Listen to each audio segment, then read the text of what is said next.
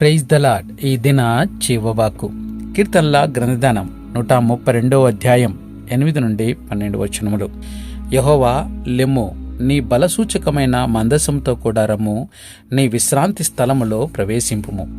నీ యాజకులు నీతిని వస్త్రం వలె ధరించుకుందురుగాక, నీ భక్తులు ఉత్సాహగానం చేదురుగాక. నీ సేవకుడైన దావీదు నిమిత్తం నీ అభిషక్తునికి విముఖుడై ఉండకుము. నీ గర్భఫలమును నీ రాజ్యము మీద నేను నియమింతును. నీ కుమారులు నా నిబంధనను గైకొని ఎడల నేను వారికి బోధించు నా శాసనమును వారు అనుసరించిన ఎడల వారి కుమారులు కూడా నీ సింహాసనం మీద నిత్యము కూర్చుందురని యెహోవా సత్య ప్రమాణము దావీదుతో చేసెను, ఆయన మాట తప్పనివాడు. హల్లెలూయా. ప్రియమైన దేవుని కుమారుడా, కుమార్తె, సంఖ్యాకాండం 10వ అధ్యాయం 35 నుండి 36 వచనాలు గమనిస్తే, దేవుని మందసం సాగినప్పుడు మోసే, యెహోవా లెమ్ము, నీ శత్రువులు చెదిరిపోదురుగాక, నేను ద్వేషించువారు నీ ఎదురు నుండి పారిపోదురుగాక అనేవాడు. అది నిలిచినప్పుడు అతడు యెహోవా ఇశ్రాయేలు వేవేల మధ్యకు మరలారమ్ము అనేవాడు. దేవుని మందసం అంటే యెహోవా దేవుడే వారికి తోడుగా ఉన్నాడని నమ్మేవారు. ఈ కీర్తన 8వ వచనం సొలొమోను కాలంలో దేవుని మందసమును అతి పవిత్ర స్థలంలోకి తీసుకుని వెళ్లిన సంగతిని తెలియజేస్తున్నది. 9వ వచనం గమనిస్తే, తన సేవకులు విశ్వాసులందరి విషయంలోనూ దేవుడు ఆశించేది నీతి న్యాయాలు. నిజమైన నీతి న్యాయాలు నిజమైన ఆనందాన్ని తెస్తాయి. పాపం దుఃఖాన్ని ఇస్తుంది. నీతి న్యాయాలు జాతికి కవచంగా ధరించాలని అపోస్తలుడైన పౌలు ఎఫెసీయులకు రాసిన పత్రిక 6వ అధ్యాయం 14వ వచనంలో అంటున్నాడు. విశ్వాసి నీతి న్యాయాలతో జీవించేందుకు చేసే ప్రయత్నాల గురించి పౌలు ఇక్కడ మాట్లాడడం లేదు. మనమందరం నీతి న్యాయాలతో జీవించవలసిందే, కానీ సైతానును ఓడించేందుకు ఇది సరిపోతుందా? ఈ కవచం క్రీస్తు గుర్తు. ఆయన విశ్వాసుల పాలిట ఏమై ఉన్నాడో దానికి గుర్తు. ఆయనే మన నీతి న్యాయాలు. మనం ఆయనలో, ఆయన నీతి న్యాయాలతో సైతాన్ని ఎదిరించి నిలవగలుగుతాం. అలా కాకపోతే నిలవలేం. దేవుడు విశ్వాసులను క్రీస్తులో న్యాయవంతులుగా ఎంచాడు. అప్పటినుంచి వారిని నిజంగా న్యాయవంతులుగా చేయడానికి పూనుకుంటాడు. సైతానును ఎదిరించి నిలబడాలంటే ఈ 2 రకాలైన నీతి న్యాయాలు మనకు అవసరం. మన నమ్మకం మూలంగా దేవుడు మనకిచ్చే నీతి న్యాయాలు, తన ఆత్మ ద్వారా దేవుడు మనలో క్రమంగా పెంపొందించే నీతి న్యాయాలు. జాతి కవచాన్ని ధరించుకోవడం అంటే మన నమ్మకం ద్వారా న్యాయవంతులు అయ్యామని, న్యాయంగా జీవించేందుకు దేవుడు మనను పిలిచి అలా చేసేందుకు శక్తినిచ్చాడని ఎప్పుడు మన మనసులో ఉంచుకోవడమే. అంటే కొత్త స్వభావం ధరించుకోవడమే. అంటే దేవునితో సరైన సంబంధం కలిగి ఉండి దేవుడు వెల్లడించిన సత్యమూలంగా ఆ విషయం ఎరిగి ఉండడమే. పాపాన్ని ఒప్పుకొని విడిచిపెట్టి అవినీతి, అన్యాయమత్తం నుంచి మన శుద్ధులం అయ్యామని తెలుసుకోవడం ఇందులో ఒక భాగం. ఈ ఎరుక, ఈ నిబ్బరం మనలో ఉండాలి. లేకపోతే సైతాను మనల్ని ఓడిస్తాడు. మన స్వనీతిపై ఆధారపడితే గనక సైతాను మనల్ని తేలికగా పడగొట్టగలడని వేరే చెప్పాలా? ఈ కీర్తన 10వ వచనం అభిషక్తుడు అంటే దావీదు స్థానంలో రాజుగా అభిషేకం పొందిన సొలొమోను కావచ్చు. అంతేగాక అతడి తర్వాత వచ్చిన రాజులందరి గురించైనా కావచ్చు. 11, 12 వచనాలు గమనిస్తే అక్కడ దావీదుకు దేవుడు చేసిన వాగ్దానం గురించి రాయబడి ఉన్నది. దేవుని ప్రేమిస్తూ దావీదు ఆయనకు మొక్కుబళ్ళు చేశాడు. దావీదును ప్రేమిస్తూ దేవుడు అతనికి వాగ్దానాలు చేశాడు.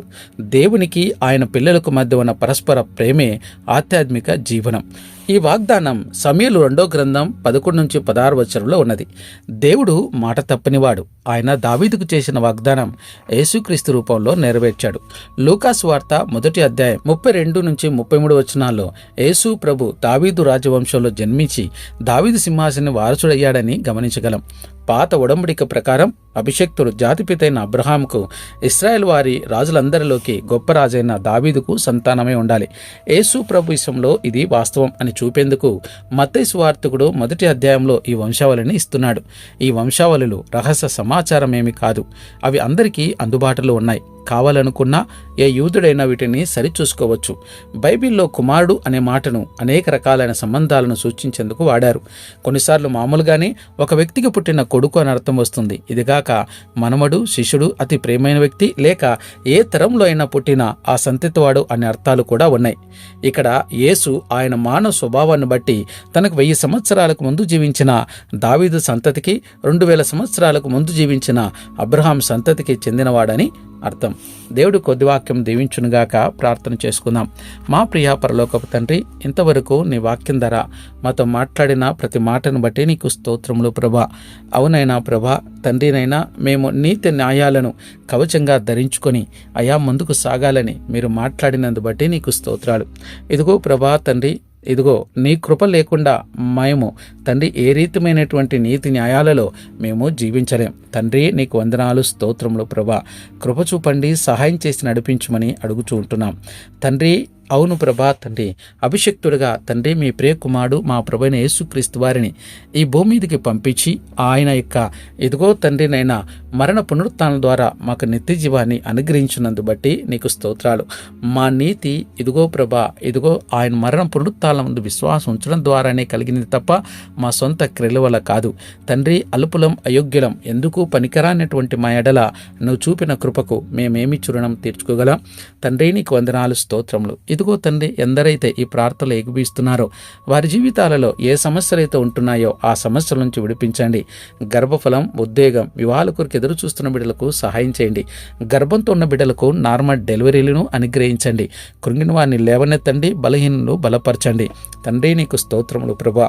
అంతేకాకుండానైనా ఇదిగో ప్రభా తండ్రినైనా దయ్యముల చేత దురాత్మల చేత పీడింపడుతున్న వారిని విడిపించండి అయా. నీకు వందనాలు, స్తోత్రములు తండ్రి. అంతేకాకుండానైనా బిడ్డలు ప్రభా తండ్రి ఎవరు ఏ సమస్యలతో ఉంటున్నారో ఆ సమస్యలన్నిటి నుంచి విడిపించమని అడుగుచుంటున్నాం తండ్రి. నీకు వందనాలు, స్తోత్రములు ప్రభా. ఇదిగోనైనా తండ్రి, జన్మదినాలు, వివాహ దినాలు జరుపుకున్న బిడ్డల యొక్క జీవితాల్లో మీరిచ్చిన నూతన దయాక్రీటాలను బట్టి నీకే స్తుతులు, స్తోత్రాలు చెల్లిస్తుంటున్నాం తండ్రినైనా. ఇదిగో కృప చూపండి, సహాయించండి. కోత విస్తారంగా ఉంది, పనివారి కొద్దిమందిగా ఉంటుండగా నిజమైన పనివారి నిమిత్తమే ప్రార్థన చేస్తున్నాం, సహాయం చేయండి తండ్రి. ఎవరైతే తమ ప్రార్థన అవసరతలు కామెంట్ రూపంలో తెలియజేస్తున్నారో వారి అవసరతలన్నింటినీ తీర్చమని అడుగుచుంటున్నాం తండ్రి. నీకు వందనాలు, స్తోత్రములు. సంఘమును, సంఘ కాపలను, సువార్థికులను పరిచర్య చేస్తున్నామని నీ కృపాబలం, ఆత్బలం చేత నింపి నడిపించమని అడుగుచుంటున్నాం. అనేక వ్యసనాల కారణంగా ఎదుగో తండ్రినైనా మరి ప్రభా తండ్రి చెడిపోయిన హృదయం కలిగిన వారు ఉంటున్నారు తండ్రి. వారిని విడిపించమని అడుగుచుంటున్నాం తండ్రి. అనేక అప్పుల కారణంగా ఆత్మహత్యలు తప్ప వేరే దిక్కు లేదనుకుంటున్న వారిని కూడా విడిపించమని అడుగుచుంటున్నాం దేవా. నీవే గొప్ప దేవుడు, నమ్మదగిన దేవుడు, మాకు చాలిన దేవుడు తండ్రి. కృప చూపండి, సహాయం చేయండి. సమస్తము ప్రభా నీ పాదాల చెంత పెడుతున్నాం తండ్రి. కృప చూపండి. సమస్త స్తుతి, మహిమ, ఘనత నీకే చెల్లిస్తూ ఎన్నపులను మా ప్రభు రక్షకుని యేసుక్రీస్తు నామమున అడిగి ప్రార్థిస్తున్నాము తండ్రి. ఆమేన్, ఆమేన్, ఆమేన్.